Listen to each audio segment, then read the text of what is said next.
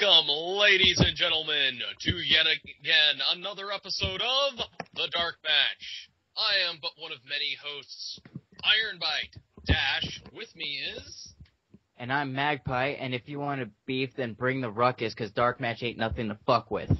You guys, for the first time ever, we are going to have a two-man show.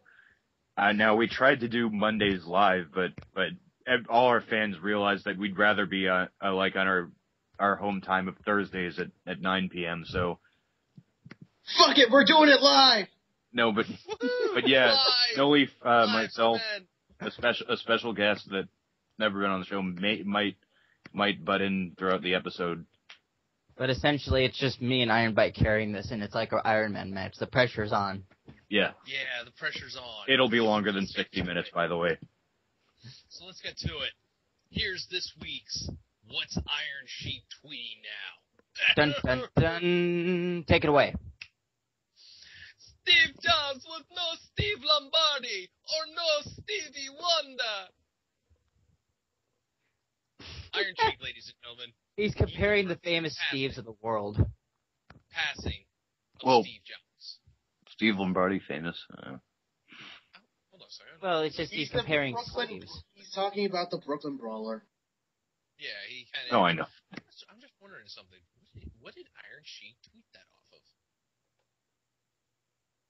I kind of closed down the...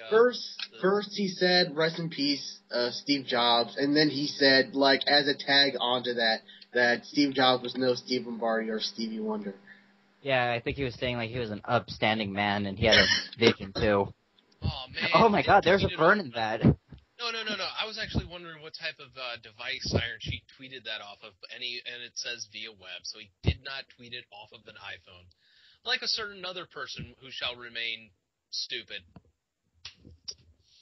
But that's another show. Stupid, that leads us to Magpie. Impact. Hey, What's Magpie. up, Ironbite? We get to talk about this week's episode of Impact. Oh, you mean the Hogan We Love You special, where we get to see the greatest moments of Hogan's career? All four of them? Oh. Yeah. It's like, before we start, it's like, I expect watching Impact now, going into it, knowing that in some way they're going to stroke Hogan's ego, whether if it's just like a flimsy hand job or just a complete blow job. I watch an episode of Impact knowing they're going to stroke Hogan's ego, but holy shit, this episode was almost on Finding Hulk Hogan proportions. It just bugged me that much in terms of just like how much we got to, like, just kissing Hogan's ass. It was irritating. The worst part is they took this week's episode of Impact on the road, so they're up in Knoxville, because why the fuck not? And so we get to see the really cool set design. Instead of just having the tunnel, now we've got these rising Titantron screens, which is so damn awesome looking. Didn't they go? It wouldn't. 3 years Legitimately, ago? though, that wouldn't be a bad thing to have. But problem is, it wouldn't be a bad thing to have those rising Titantron things or whatever the fuck they're called. But it's Impact, so it's like we can't even give them credit for like having that good. Yeah, there's other things you can be focusing on instead of a custom Tron. Although it does lead to some interesting entrances later on, but I'll get into that. We'll get into that in a little bit. I do find it interesting that they have no clips whatsoever of Hogan wrestling, because all those clips are owned by Vince McMahon. How sad is that you can't even... You're talking about the legacy of one Hulk Hogan, and you can't even go, yeah, and here's Hogan body slamming Andre the Giant. Nope, we got to pay WWE royalties. Well, here's Hogan winning the NWO. Here's Hogan in WCW winning the title from Ric Flair. Oh wait, we can't play that. Here's Hogan betraying WCW and forming the NWO with Kevin Nash and Scott Hall. Oh, we can't play that either. Here's Hogan redeeming himself by fighting The Rock in WrestleMania X8. Oh wait, we can't do that either. You get the folks. There's a lot of clips they can't show, and the 4 clips they do show are fucking sad. Especially now we know. It's safe to say that Hulk Hogan's legacy in TNA has completely been cemented as just a waste of time. I mean, we've all said it. So it's just fucking sad when you watch this. Did they show like everything that amounted to? Did they show the clip of him getting hit in the head with a guitar by Jeff Jarrett? Oh, that would have been cool. That was I would have liked that. Clip they own that they didn't show, which just amazed me. We'll get into the clips and probably. I'd say we get into it. I say it throughout the show because they come very sparsely, and when we say sparse, there isn't that much, but they come out throughout the show. There isn't like a set thing. Although they do take their time between clips to show them. But let's just get on with the opening segment. Right. Opening segment is a decent promo from Beer Money. Yeah, it wasn't bad at all. I mean, it was just as we all know, Kurt Angle, because he has power, because he has the belts, because the belts mean power, even though they mean nothing, booked Bobby Roode to face each member of Fortune in an effort to try to break him down for Bound for Glory. He went through AJ Styles, Kazarian, Christopher Daniels no-showed, and now he faces his tag team partner and probably the guy who's brought him the most success as a star since breaking away from Team Canada, James Storm. And amazing this promo, which could have gotten stupid. Let's be honest with ourselves. It could have gone the right way. Stupid. Actually came off kind of genuine, and they definitely put one another over.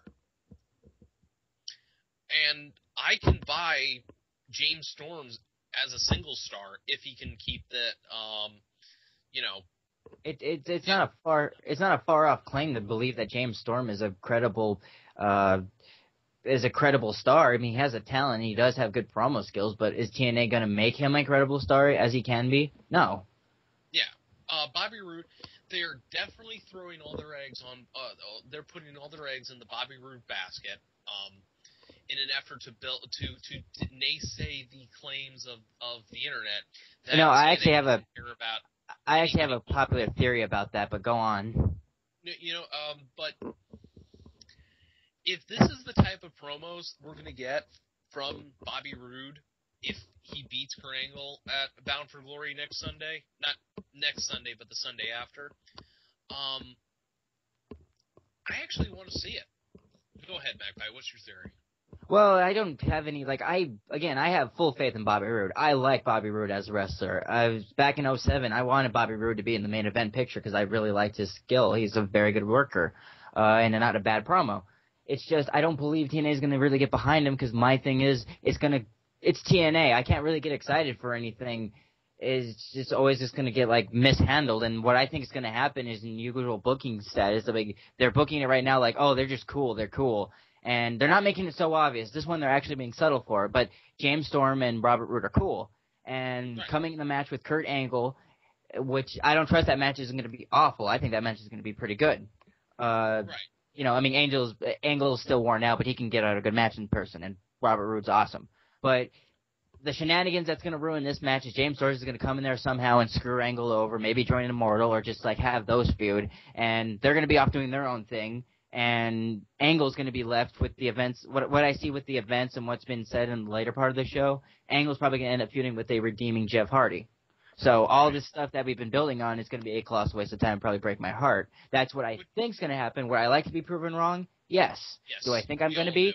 No. Yeah. As we said, this promo is basically Storm and Roode putting each other over, going, we're just going to go out, we're going to tear this son of bitch down, and and Storm's interesting. He says, you know what? Maybe tonight I'm gonna prove that I'm just a bit better. So sorry about your damn luck. And it was a good promo. If they did promos like this in the opening, where it's just, all right, let's get to the point. Let's make the match important. Let's make the wrestlers important. Let's push. Let's further whatever angle we have to do, and then let's get on to the wrestling. This is what they should be booking if they want to have an opening promo. Right, instead of Bischoff, Hogan, and everybody else. Yeah, this is your young talent that's going to be the future. If you want them to be credible stars, you're going to have to give them moments like that. And this was good. Yeah. Do I have faith that this is going to pay off in the way I like to see it? No, but this was good in showcasing both those guys. But let's get on to the stuff. Yeah, and speaking of stuff that should never be showcased, there's Sting in a yellow and red suit walking past the god-awful, like, display advertisement for clowns back in the day. It was like, a circa 1950 clown painting that you would see, like, in Saturday Evening Post. 1940. I'd even go 1940. It was just...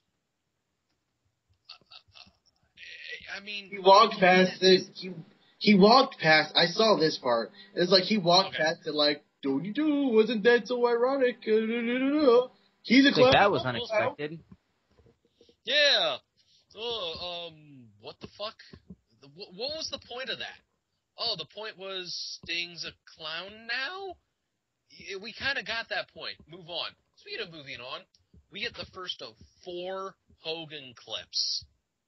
And this was the one this is the one thing I like about this clip. This is the clip they first showed was when Hogan's first night in TNA, which isn't that. If you're starting a clip showing TNA, that's not the bad place to start.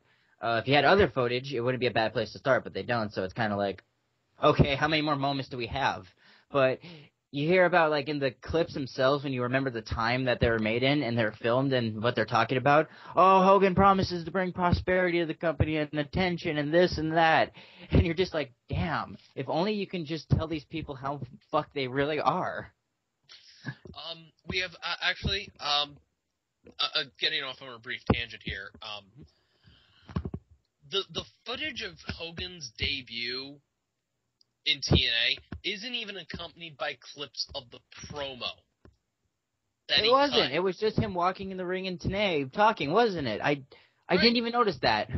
Yeah, that was it. There was nothing about Hogan, and debuting or talking about how he's going to bring a new era to TNA. It was just him getting in the ring, doing the whole posing, and then maybe it was a clever ruse to cover up, like, yeah, that stuff didn't happen, so we're not going to play that clip. We're just going to show him going there. Yeah.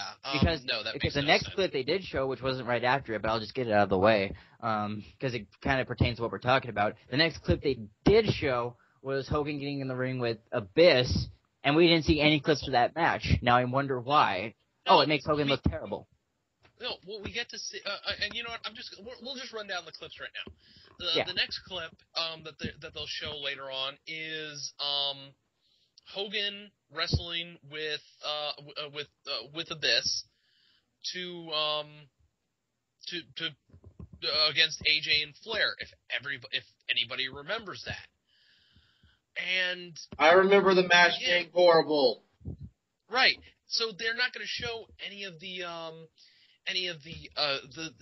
match. They're just going to show, this is how exciting Hogan made TNA. He laced him up for one night only to help out. And it sucked, and it means nothing because he's going to have a match soon. Right. The next clip is Hogan basically telling Dixie Carter she's done. How the hell is that?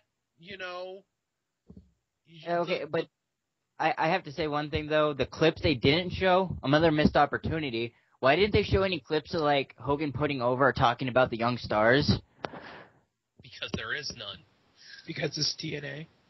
Well, yeah, exactly. Of course, but at least there was clips of, like... mysterious. Oh my god, Lone's Warrior talked! I know, it's amazing. Debut! Spoilers!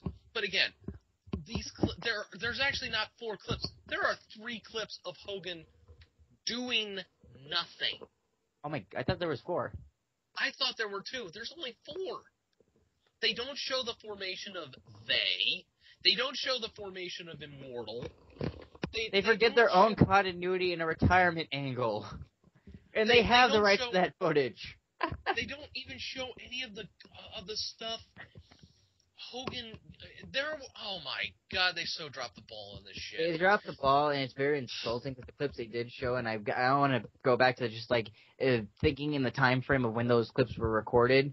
None of the stuff he promised or was said came to fruition at all. In fact, it was the exact opposite. But any smart wrestling booker of the past who was arguing about or fan in general who was just talking about him going to TNA would be a disaster. It might as well have been Nostradamus, just how well those predicted. God damn it, I'm babbling. Yeah, you kind of are. Let's stop babbling and talk about an Yeah, actual sorry, it's wrestling just match. Hogan clips. I apologize. No, it wasn't Yeah, the we Hogan know. clips. I fucked up. Yeah. Let's keep going. So- Let's get to the first match, which wasn't that bad. Yes, Kazarian versus Gunner. As, last week, Kazarian was beating down Jeff Jarrett because the Jarretts were insulting his wife. Gunner comes out and hits an F5 on Kaz. A crappy F5.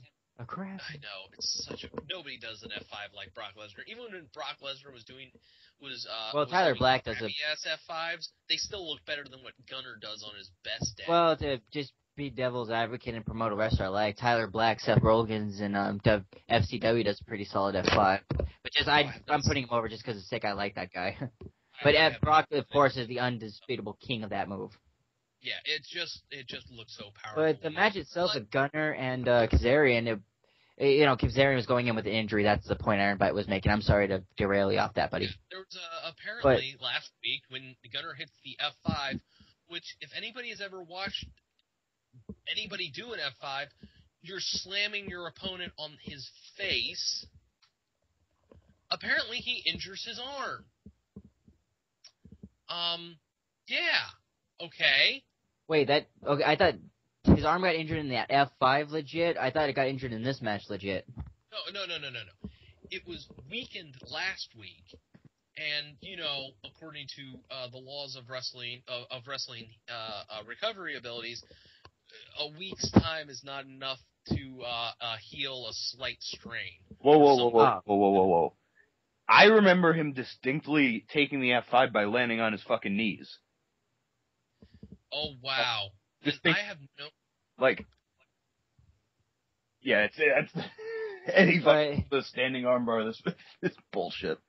Yeah, okay. but the Kaz has an injury, and going into this match, Kaz has an... You know what? Actually, it was not from last week. I do apologize, ladies and gentlemen.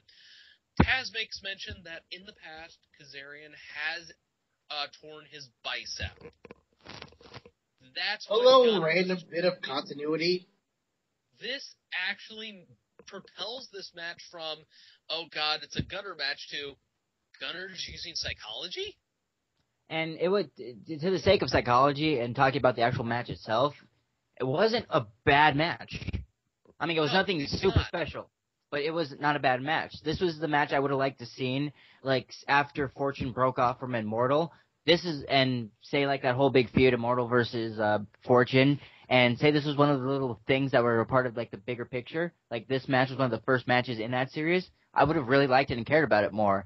Now it's just, But I can't really fault TNA too much for booking these two together because nothing for Gunner to do, nothing for Kaz to do, which is sad because Kaz should be, in the world title picture. But it's not really a bad booking thing where you're just okay, a really good dude with a okay guy in the ring. Let's book him in a match and put a feud around him. That's not really that bad of a booking decision. You got nothing for him to do, so put him in a match and then have him fill out your card.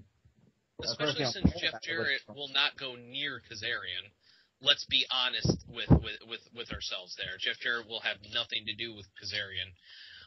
Like we said, Gunner actually used some psychology. He targeted the arm that Kazarian tore his bicep arm pretty consistently during the match. And basically, if you've ever watched a Kazarian match, Kazarian relies a lot on his arms to set up a lot of his moves.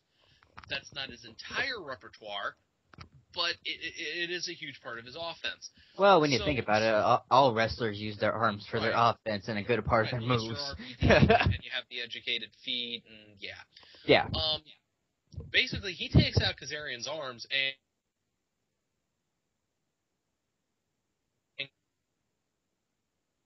and gets some pretty good offense in there until Gunner. The ending comes like this. Gunner and Kaz are in the corner with Brian Hebner. Brian Hebner is pulling everybody out, and they as we're getting out of the corner, Gunner pokes Kaz in the eye, and then slams him into the ring post by the injured arm. Then he locks in the armbar, and Kaz taps. And Taz is like, hey, there's no shame in doing that. You got an injury, you got to get yourself looked at. And after the match, Gunner keeps going after the arm, which causes the DQ. And Gunner loses via DQ. Because winning with a DQ means so much more than a clean victory. Right. After the match, as Gunner is walking up the ramp, he makes the motion like, ha ha, I broke his arm. Ha ha ha. Ugh, God. Well, I mean, again, in terms of booking, it's not a bad thing to do to take two guys you don't have nothing to do and put them together who can put on a decent match. But is anyone excited for the feud? No. But let's just... No. We will learn later on that night Kaz would be taken to the hospital. So I haven't seen any rumors about that injury being legit. I'm hoping it's just storyline. But if it is legit, though, we can't even give Gunner credit for using good psychology because he fucked up this dude's arm even worse. When he could have been like if Kaz was whispering him in the ring, dude, arms hurt, work leg, kick me, slam, something. Right. But so that was the first match. Pretty good. It would have been better had we. If we did the same different time and different circumstances, like i.e. the Immortal Fortune first feud, that would have meant more in terms of it being there. But I can't fault it. I mean, I can't really badmouth wrestling that was decent. So right. Next thing. So yeah, the next thing, and this is what I came back to with the whole Rising Titantron thing over the entrance. Believe it or not, there are three sections to this Tron. You got two side Trons, and then you've got the middle one, and all three raise up. And out comes Mr. Anderson, and instead of coming through one of the two side Trons, he comes out of the middle Tron, and it just looks so fucking epic when he does it. Yeah, too bad it's nothing epic to be showcased like that. Yeah, it's Mr. Anderson. He's coming down to do a promo. And it's your usual Anderson promo.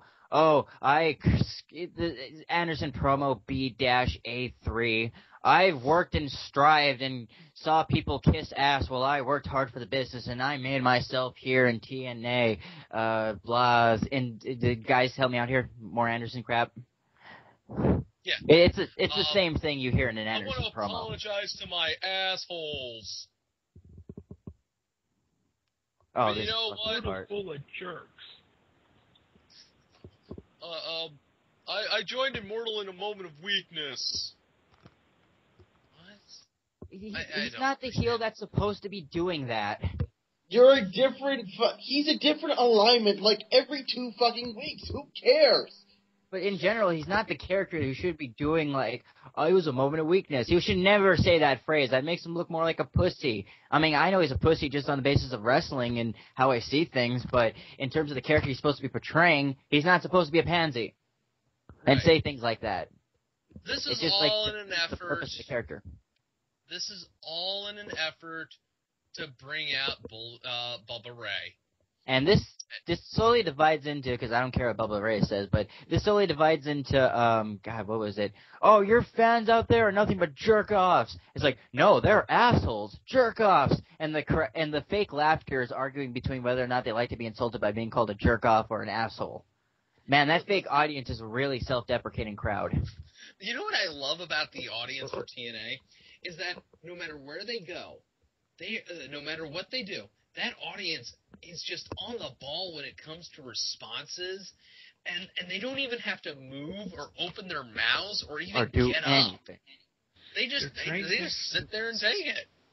Yeah, they're audience full of ventriloquists. Yeah, the TNA is run. If for those who don't know, the TNA is run by the Tommy Knockers. Just so you guys know, Bubba Ray tries for some cheat. Just bless Bubba Ray's heart. He tries to get something out of the audience. He basically goes, "I'm going to head over to Nyland Stadium and take a big piss on that big orange tea." But it to gets get nothing the out of vote. the nothing out of the gets nothing. imaginary crowd.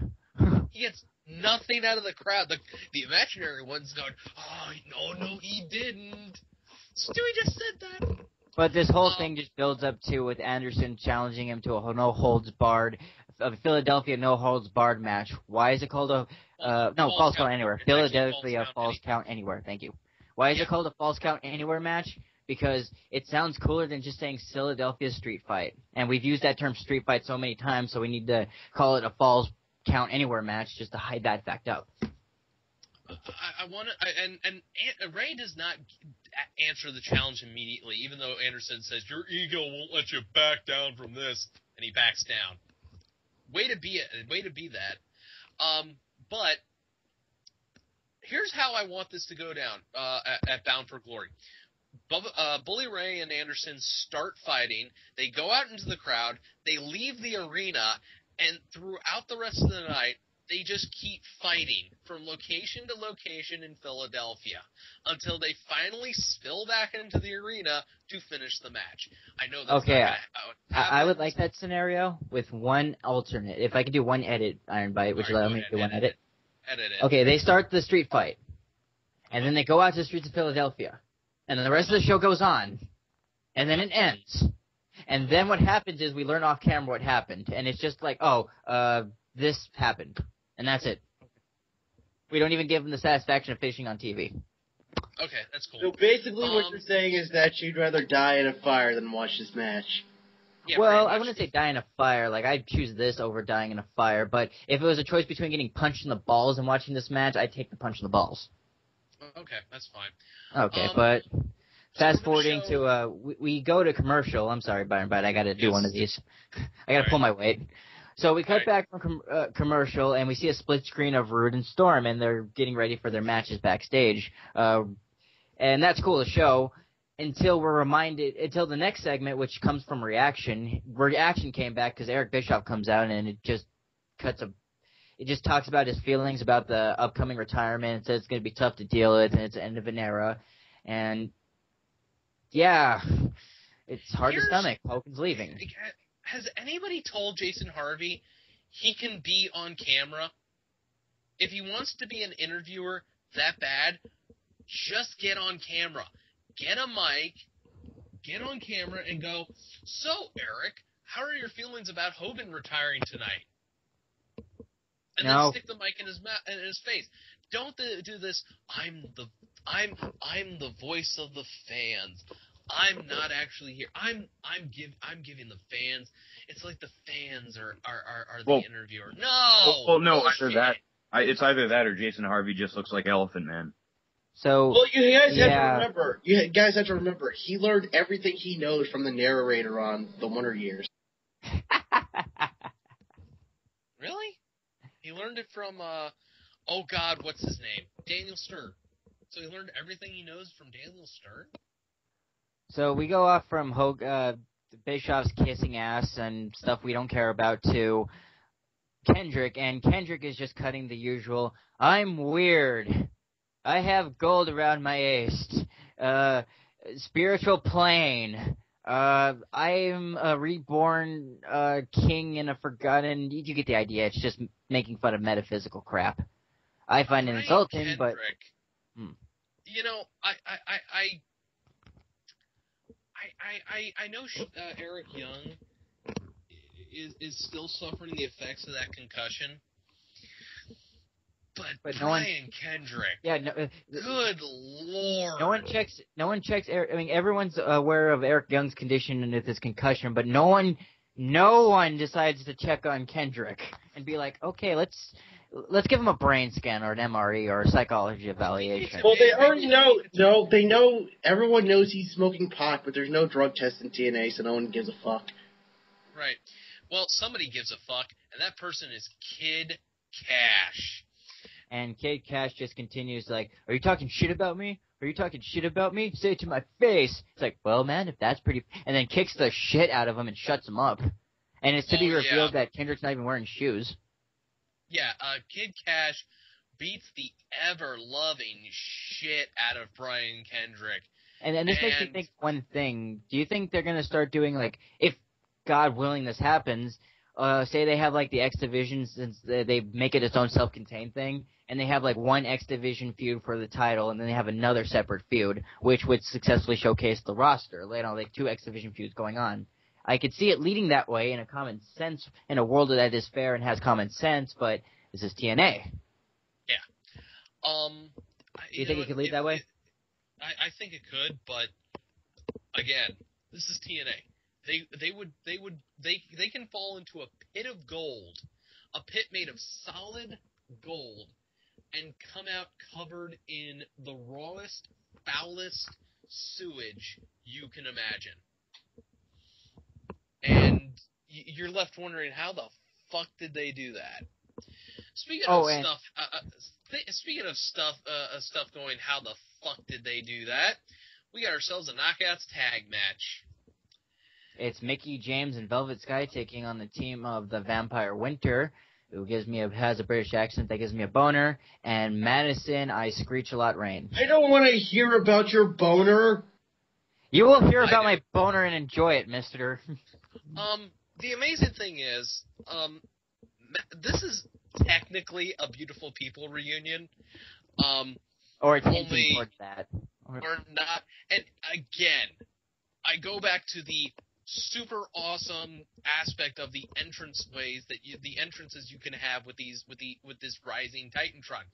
All 3 ladies, they have all 3 Trons rise up to reveal all three of Madison, Winter, and Angelina Love. And that was kind of cool. I'll admit that.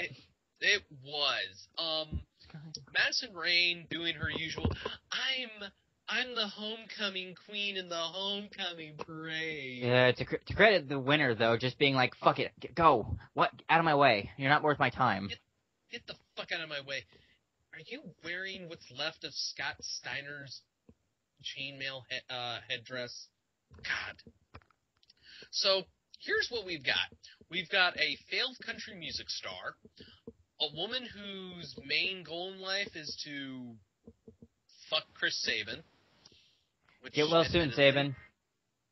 Yes, definitely. There's worse things that you have to admit. There's a lot worse people in the business to fuck than Chris Sabin. Yeah, Chris Sabin's one of those guys where Chris Sabin's totally one of those guys. If he shacks up with a hot chick, I'm not gonna fault that. I like him. I think Chris Sabin deserves the best. Bless your heart, Chris Sabin. If anybody's got to fuck Velvet Sky, it might as well be you. Versus the lesbian vampire witch with her lesbian zombie pirate whore and the prom queen. Oh God. That's the lineup we've got. I will say though, this was a good match. Yeah. It was. I mean, for everybody playing their individual parts, it was legitimately a good match. Towards the end, it got stupid, but I think it's like with any. We've been talking about this like many times before we got on the air, but I deducted that with any Winter and Mickie James match directly. The opening lockup is always the best part of that match. It's always performed and executed really well, and it's even-handed. And then there's some other moves that go really well. And then towards the middle and the end that's where everything starts to deteriorate. And that's just them singly. And this kind of happened in this match, even though I think Madison Rain had a good time to show off and Velvet played her part well. But it did fall into that. And by the way, when has Velvet Sky been from the Big Apple? I thought she was always billed from Connecticut. I have no clue. I don't pay attention to where they build the women from. I barely pay attention to where they build the men from. This match, like we said, this was also the match where we find out that Kazarian was taken to the hospital, and apparently AJ Styles was taken with him. So yeah, this match kind of decent. We get to show off all we got to see all 4 ladies. Basically they did something that was major, and they had time to just like do some offense and get beat down and then get back up and then get one on the other person. Because they had like Mickie and Velvet Sky legitimately did some good tag team moves. Yeah, definitely. Like a basement drop kick. Holy crap! I don't usually see that from somebody of Velvet Sky's skill level, but she did a she did a pretty good job I at can't it. say Velvet Sky is completely awful. I think she's actually really a good worker. It's just, what does she have to work with? Granted, though, you have, like, great workers in that company like Sarita, and I think Winter's a good talent. She hasn't been shown, and Tara can put on a good appearance. But what else does she have to work with? Like, when she had the other knockouts or was making Kong look good, she was fine. I just think it's her situation. Like, I'd like to see her go over, because this match was just booked on the fact that we need to showcase that. I mean, we need to remind you that there's going to be a match at Bound for Glory between these 4 people. But Velvet would, in common sense booking, Velvet would be the one that should go over in that match. Right. Do I see that happening? Absolutely not, but it probably should. This match does have some shenanigans from Angelina. She trips up Velvet Sky and holds her down. And just for shits and giggles, after Velvet Sky hits the sit-out pedigree on Winter, we go Earl Hebner, or was it Brian Hebner? I couldn't really tell. Is basically Madison breaks up the pin. Mickey knocks Madison out to the floor and falls out. The referee's with them, and Winter tries to whip Velvet into the ropes, and then Angelina reverses it, and Angelina trips up Winter and holds her down. And she's looking over at Hebner, and it's like, and I'm looking at going, you're not paying any type of attention. Meanwhile, Velvet Sky is beating the shit out of Winter, and then once Angelina figures that out, it's like, oh shit, and then she jumps up on the apron and goes, and gets knocked the fuck out by Velvet. Which doesn't need to happen, because Velvet Sky, all she needed to do was hit that power move, get the 3 count, and that put her over. Right. Unfortunately, Madison somehow tags herself in, rolls Velvet up, and gets the 1, 2, 3 via roll up. Not the I fall down, not the whatever other finisher she had. Just roll up. Do you hear that sound? That's the sound of Genghis screaming. That's the sound of Genghis screaming bloody murder. And not knowing why. We love you, Genghis. Jeff Hardy is arriving to the arena.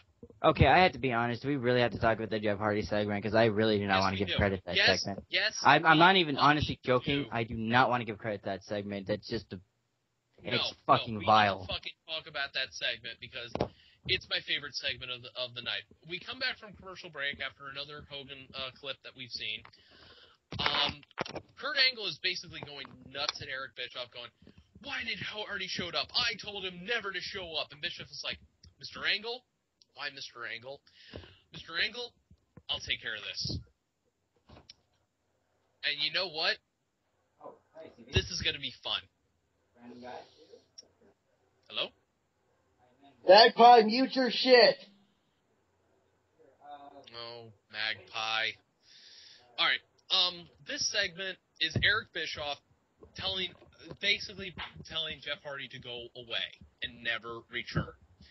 However, we have some stupidity, and I'm going to point out the one thing that that stood out for me for this. Eric Bischoff said Kurt Angle paved the way for Jeff Hardy. Now, arguably, in logic, though, Kurt Angle is the better wrestler out of Hardy and Angle. He's the best wrestler. Did he pave the way? And was he in the business as long? No. No. Like, I don't like Jeff Hardy, but Jeff Hardy was in that business longer. Okay. Yes, Jeff Hardy dropped the fucking ball at Victory Road. Not that it was all of his fault. Eric Bischoff forcing him to go out while he was coked out of his mind. But Kurt Angle has not been in the business long enough to pave the way for guys like Jeff Hardy. Jeff Hardy has been in there since he was 16. No, wait, that's Shannon. 18. And it's just like going, what the fuck, Bischoff? You know this. You have to know this. for you to go out and say that sort of stuff is just,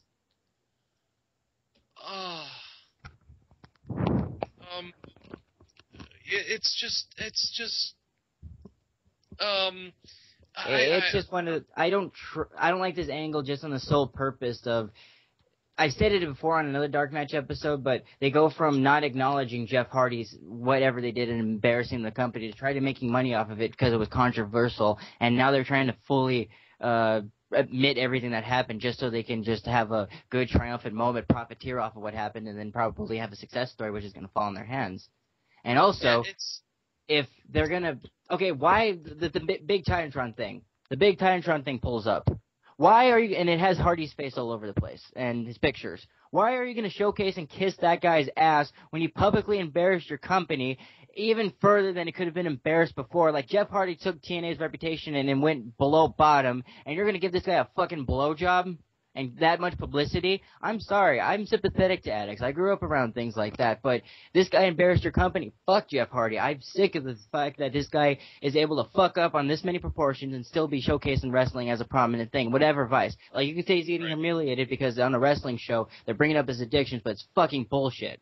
And I don't like how he's getting scratched by this, and it's fucking appalling. And I honestly really do not want to talk about this. Like, I wasn't even doing, like, the comedic battle thing. I'm fucking sick of Jeff Hardy. This is a guy I looked up as a kid, but this is bullshit. I'm sick of him just being able to trot by. And I'm done talking about this. Let's just move on. I'm just going to finish this up. Jeff basically says he's got something to get off his chest, gives Bischoff the twist of fate, screams "screw you" at him, runs out to the crowd and nearly loses his wallet because, you know, the moron has it on a fucking chain that gets caught up on the barrier, and he escapes through the crowd. So we get to the next match after, you know. What next match? The next match is Crimson versus Joe. What? No, that didn't happen. It didn't happen. Oh, it happened, No Leaf. No, I'm no. sorry, it happened, Magpie. It did not happen, Joe. Happened. No, Joe was having an awesome. He was having a great match with. He was having a great match with Doug Williams, and it was very technical and awesome. It's happening again. No, Joe is still amazing. Call the men in the white coats. Call the men in the white coats. No, it was still an amazing match. I mean, actually, it was great. You have to see Samoa Joe. Guys, what if No Leaf really is Magpie? No, it's not. Joe happened. Wait, I'm not. And I'm sick of you. I'm sick of you lying about Samoa Joe. He is still amazing and great. And you know what? I'm sick of this. I'm out of here. Fuck it. You finish the show, Iron Bite. I made a mistake. No Leaf is Revolver Man. Right. You finish the show. I'm sick of you lying about Samoa Joe. All right, you do that. All right, fine. I'm out of here, and I'm taking my shows with me. All right. Yeah, I'm really leaving. I really will. Leave already. God, you're like a 5-year-old. I see what you did there. Unfortunately, should have saved that for tomorrow. Yeah, we should have. This match is Joe versus Crimson, and this match sucked. This is a match that they really they wanted to build up this whole Joe versus Crimson thing. It should have been saved for Bound for Glory and not just thrown away on TV. Then again, do we really want Crimson versus Joe on a pay-per-view? Well, Lone Warrior, I gotta ask you, because this is actually probably our first time having any type of extended interaction. Have you ever watched TNA? Yeah, I know. I'm applying logic to TNA. My bad. Right. I mean, no, it's not just that. TNA, for whatever reason, does not exist to sell pay-per-views. Bischoff is very, very adamant over the fact that he's not trying to build pay-per-views. He just wants to tell stories, which is stupid because you're a wrestling company and you should be building pay-per-views. So they will throw title changes. They will throw they'll throw story twists. They will throw away great matches on paper on free TV for no reason, and this is the same thing. Crimson versus Samoa Joe should be taking place at Bound for Glory. It should not be taking place on free TV where you have where you have the possibility of Crimson's winning streak. I don't know why they're hyping that. Snapped on free TV. You want to have that happen? Well, actually, that's a very interesting. I'll have to think about that for a second. I gotta say, Joe just does not give a fuck. As our colleague Magpie would tell you, he is probably the world's greatest Joe fan, and to see Joe in this position is just terrible.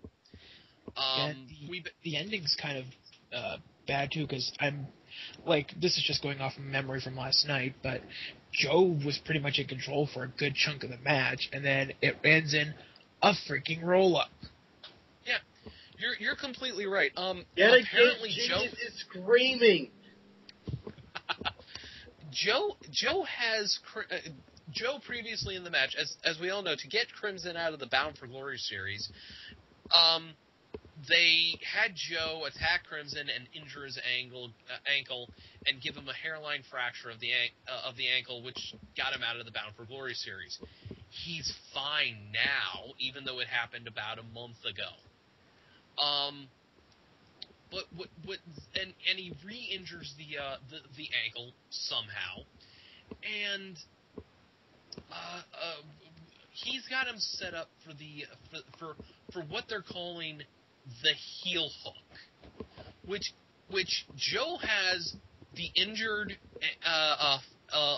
limb underneath his armpit, and Taz is going on and on about how, oh man, he's got him in the heel hook. This is a new submission from Samoa Joe, and all he's got to do is he's just got to turn Crimson over. But He's right now, he's squeezing that ankle, and this is the laziest submission I have ever seen. He's basically standing there with his leg under with Crimson's leg under his arm, going, And it's like when you play wrestle with your partner. You're not really trying to hurt them. You're just goofing off. That's what this was like. Only it was TV and people were getting paid to do it. Right. Crimson starts kicking Joe with his free leg. Joe screams at him that he's a bitch and spits on him, and then gets rolled up out of nowhere. Genghis is screaming, and he doesn't know why. I'm screaming. During the roll-up, you could kind of see, it was like Joe wasn't on his shoulders. He was maybe on one, and then he rolled slightly onto the other one. It was like, it just didn't look like a very good roll-up. No, because... Actually, I seem to remember him being only on one shoulder. Oh, great. So he was counted out. The pin was counted on one shoulder. Gee. I wonder why. But yeah, he doesn't care. He doesn't give a fuck. He'll make a mad face afterwards, though. So. Yeah, he will make a mad face as Crimson's like, I'm still undefeated. Like, that's a big fucking accomplishment. So we go to the back where Bully Ray basically says Anderson is either crazy or he has balls the size of basketballs. And I go, can it be both? And Ray basically technically, if you have balls the size of basketballs, shouldn't you get that shit checked out? You should. Yeah, go to Sabu. He'll give you painkillers. Ray basically says, I started my career in Philadelphia, and I'll end Anderson's there. Because screw you, screw Philadelphia. I'm Bully Ray, and I'm from New York City. And he puts on the Yankees skull cap. I'm like, I don't care. I don't care, Bully Ray. It's not a feud that's... It's great that they're trying to make this, this huge thing between them, but does anyone really care?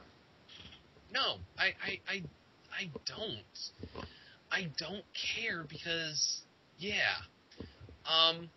we go to the back after commercial break where James Storm, and we have a promo from James Storm, which basically is a rehash of the promo we had at the start of the match, and he makes fun of Bobby's about Bobby Roode's catchphrase, which he says, And he says, Bobby walks around saying it pays to be rude, but I forgot my wallet. Sorry about your damn luck. Little corny, but it's okay. We actually have a video package highlighting Bobby Roode, which was pretty good. I mean, it was interesting. It was very well put together. It basically highlights Bobby Roode's career, and he says through the good times and the bad times, and the good times are showing stuff with Scott D'Amore and Team Canada. And I go, and as I was watching that, I go, those were the good times. Well, there can't be enough love for Scott D'Amore. I didn't even watch it, and yet, like, the few videos I've seen with him, like, any instance, like, just hearing about, like, his contribution to the company overall, like, including his booking of the Knockouts division, he can't be celebrated enough. No, I miss him so much. We then find out that Bobby Roode is actually Bobby Roode Jr. because his dad is named Bob. So he's Robert Roode Jr. Just food for thought, guys. Because this promo is basically Bobby. This promo should not play until next week. It's a week early, and it's basically highlighting the fact that Bobby Roode wants the World Heavyweight Championship. Okay. I wonder if they're gonna go in for like a massive screw with this result. Like I really do wonder if he's gonna win. Me and Magpie, we did discuss this before the show. We kind of want, and unfortunately he's not here because he's off raging about Samoa Joe. I hope he doesn't burn down another town. Or another desk. Oh, yeah, he's going to have to duct tape his desk again. Damn it. So we have our main event, semi-main event, with the hometown hero, James Storm, versus Bobby Roode. This is big man versus big man. And generally, these type of matches, I'm not a fan of unless it's certain people. But they do a pretty damn good job of bringing. They definitely tell the story of we're tag team partners. We really, really know each other very fucking well. Storm goes for the last call, super kick. Roode's like, ha ha ha, no. Roode goes for the Fujiwara armbar. Storm is like, and yeah, it's just. It was a really good match. Yeah, it was. It was a really good match, marred by a shitty fucking finish. Isn't that kind of the story of TNA's entire existence? Yeah, to be fair, it's a TNA main event. It's not surprising anymore, kinda is. Which is sad. We also had a disjointed "This is awesome" chant, but yeah. The finish comes. Kurt Angle in this fucking weird ass military-esque shirt. I don't know where the fuck he got it. Comes down, and after Storm, Roode, and Brian Hebner bash heads, and then Angle, Storm rolls to the outside, holding his head, and then Angle throws him headfirst into the steel steps, and then throws him back in. And as Roode goes to cover Storm, Brian Hebner goes one, then moves James Storm's arm, two, and then no, long and then pause out of nowhere. Yeah, it was kind of cool to see that. Okay, well, this match still goes on. Roode picks up Storm. Storm shoves him away, goes for the last call, but then kind of just goes down to one knee, and he's holding his head like, whoa, I'm kind of dizzy. This allows Roode to grab him and hit the Fisherman suplex, which apparently is the payoff. Okay. And holds him down for the 1, 2, 3. Roode wins. He has beaten all of Fortune. Except for Super Mecha Roode, but that's next week. We go to commercial break. That flew over my head. Yeah, I know. Was that a Godzilla reference? I feel like that was a Godzilla reference. It kind of was. It was actually a South Park reference, and also possibly a now that you video game nerd reference. I'm not sure. I'm trying to do different things here because I don't want to talk about fucking Hulk Hogan. I went out and I walked my dog for this to try to avoid the beginning of this promo. Eldon Wayne Hulk Hogan. I'll throw in my own reference. This segment. My God, this segment. The crowd is eating this up. Well, the fake crowd is anyways. The real crowd couldn't care. It couldn't give a shit. It's really bad how obvious the piped-in crowd is. Because at least you watch SmackDown, and everyone knows SmackDown pipes and cheers and shit. But at least the crowd looks somewhat active. I mean, it's not as active as it sounds, but at least there's somebody going, yeah. And you're pretty sure they're not plants? Yeah. This crowd was just so fucking... Not even the retirement of Hulk Hogan could stir these people. And Hulk Hogan basically says, it's an amazing 30-year run, brother. Oh, but you know what? Sometimes I just gotta stop. Sometimes you just gotta know when to quit. And let me tell you, brother, I feel so much love that it feels like this is the first day of my business. And out comes Andre the Giant to go get me some beer, bitch. But, no, that does not happen. That would have been interesting. Yeah, zombie Andre the Giant coming back to demand Hulk Hogan go run out and get him some beer. Well, see, actually, one of my ideas about TNA Impact was that, I mean, screw the old stars that are still alive. They'll just line the Impact Zone with coffins. Steve Williams, Umaga, one died within the last 2 or 3 years, Lance Cage. Chris Benoit? Guys,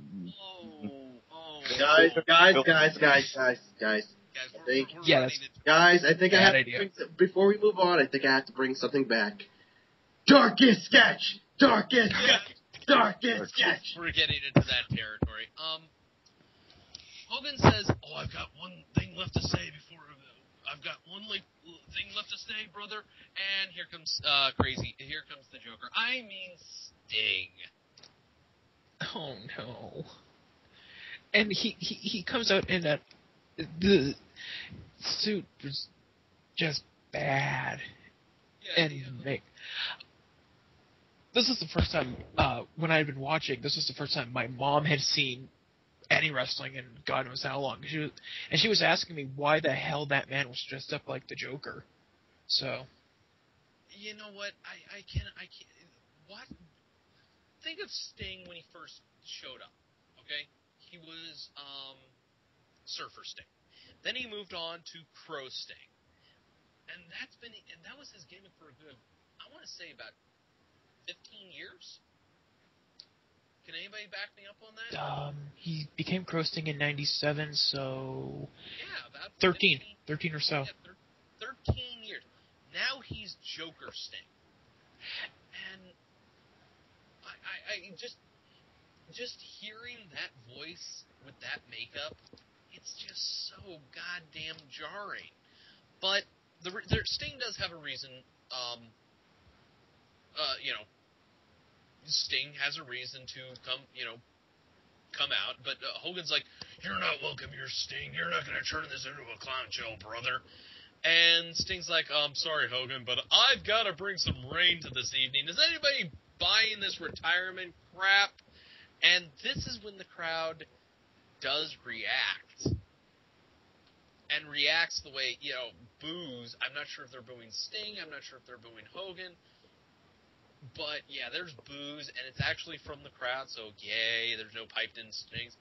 But Sting basically says, I've become so jaded, but, it's amazing how many cameras are everywhere these days, and nothing is sacred, and, there's even cameras around here. So I'm going to show some footage, and you know what? I'll leave after I play some footage. Oh, the games are over, brother. And Sting goes, "Hey, guys in the back, play the footage." Now, remember, folks, Hogan, Bischoff, Flair are supposedly in charge of this company. Why are they Sting listening to Sting? Exactly. But the footage, which is GTV-esque camera footage, is Hogan and Bischoff basically going, ha ha, they bought it, ha ha. Or like ha. GTV footage. Gee. Like I just don't. Why did Sting think Doug something up in the bathroom? Or, I mean, They did. They It's were why do they even like- put cameras in the bathroom? did he go to Best Buy and say, look, I'm going to need a surveillance camera, a complicated editing system. I'm going to need a nice boom mic so I can record all this shit. I just realized you're right. This was in the bathroom. They shot this in the bathroom. They couldn't even go and grab an office. They shot this in the fucking... Oh, God. Bischoff and Hogan basically put over the fact that, yeah, they pulled the wool over everybody's eyes. You know, everybody's eyes who's got no... So basically, they pulled the wolves over Terry Schiavo's eyes. Oh! Darkest sketch. Darkest sketch. Yeah. Darkest sketch. The basic premise is this: is to get the folks in Nashville to actually show some emotion, which to their credit they kind of do. And then Hogan's like, "Cut the footage, brother! Cut the footage! Cut it! Cut it! Cut it!" And they cut the footage and say, "All right, that's it. I'm so damn sick of you, Sting. You know what? I don't want to wrestle you, but you know what? You know what?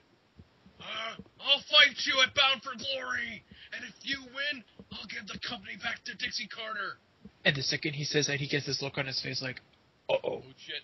And Sting's like, I "Yep, I got what I wanted. Ta-ta for now." It's like The Price is Right South. Bum, bum, bum, bum. Wah.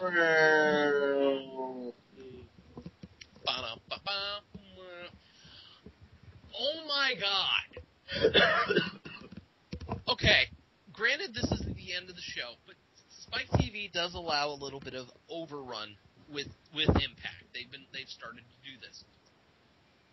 The show ends with Sting getting out of the ring, and that's it. They don't even go back to Hogan and going, "Oh shit, what the fuck did I just do?" And having TNA and Taz go, "Oh my God, this is amazing. We're going to see Sting versus Hogan, but if Hogan loses, Mike, then Dixie Carter's back in charge. Tune in next week, folks. We gotta go." There's nothing like that. It's just, no, I got what I wanted. Bye. Cut. Go show a rerun of CSI. There's no time to digest this. There's no time to go get us in the proper mindset. It's just, okay, whatever. Don't give a shit. Yeah. Go ahead.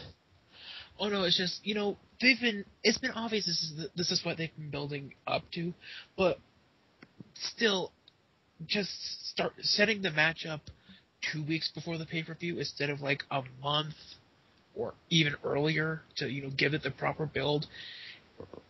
It's this big thing, this big rematch not seen since 1997, and does anyone care? No, probably not. But like the only really positive thing we could say about it is that at least it isn't ending on the Knockouts getting a new champion from a lockbox. That's true. Worst things are actually, to be fair, I actually do have to say this because this is something TNA has not done really. At least this match wasn't set up 3 days before the pay-per-view. At least you get a week of build for the dirt sheets and the wrestling sites to talk about it instead of in 3 days we'll have Hogan versus Sting and the company's on the line. No, now you actually have a build. It's not much of a build, but it's a build. Okay. But yeah, I mean, a week is still better than no build at all. But at the same time, but and I know that this is the end of Impact, but I still got to talk about this because it is so fucking stupid. Hogan can't take a bump. His doctors have said this. Everyone has said this. Yet he still wants to fucking wrestle. What's the point?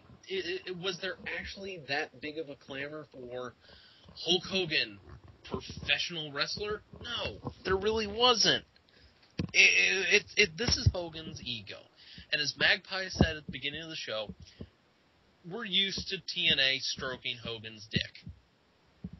And I did want to say this. Hogan gets $35,000 an appearance. So he is projected to make over $2 million this year. $35,000 an appearance. Who the fuck negotiated that? Whoever it is, can you negotiate me to go appear at my local Walmart for $10,000 an appearance? I will be at that fucking place every single fucking day. Okay. Work overtime also. Yeah, and the other thing is, the logical conclusion of this is Sting wins, Dixie comes back, the evil regime is ousted. But if Hogan and Bischoff have signed their contract for another year, are they just going to take him off TV, or is Hogan still going to be around, or are they going to fuck this up royally? Okay, Again, it's TNA probably. Yeah, it's TNA. It's probably going to happen. I don't know what's going to happen. I do know that next week will be the penultimate show for Bound for Glory, and this is their WrestleMania. Okay, this is their biggest show of the year. This is supposed to be the show that they've been building up for, that they had an entire worthless tournament for, that ultimately meant nothing. Again, we're going to Bound for Glory, and to be honest with you guys, I don't really have any type of confidence going into Bound for Glory. I really don't. I'm fully anticipating that Bound for Glory is going to be a clusterfuck of epic proportions. As a matter of fact, on our schedule, I actually said be prepared for a clusterfuck of epic proportions. So, yeah. And something to look forward to, folks. Yeah, I'm not gonna go out and say, yeah, this is gonna be another one of our. This is gonna be our second Victory Road-esque episodes. But at the same time, folks, look for it because it might happen. Don't be surprised. Yes. Right. So that was TNA Impact for October the 6th, 2011. Do we want to do what gets more screen time than Jay Lethal? Yes. Okay. So, let's get into everybody's favorite segment. What gets more screen time than Jay Lethal? I will begin. What gets more screen time than Jay Lethal? Why? Jeff Hardy's wallet gets more screen time than Jay Lethal. Shitty standing arm bars for finishes get more screen time than Jay Lethal.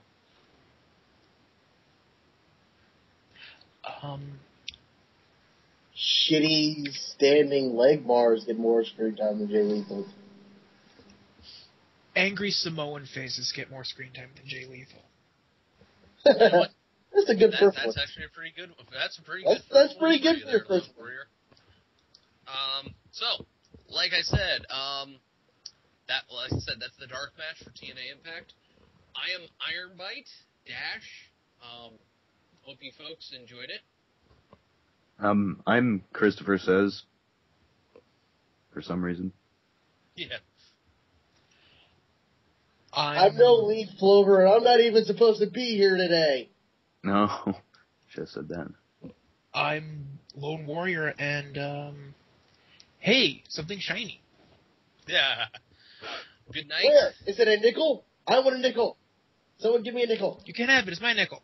Good night, and good luck. You'll need it. Play the damn end music. Dan-dan-dan-dan.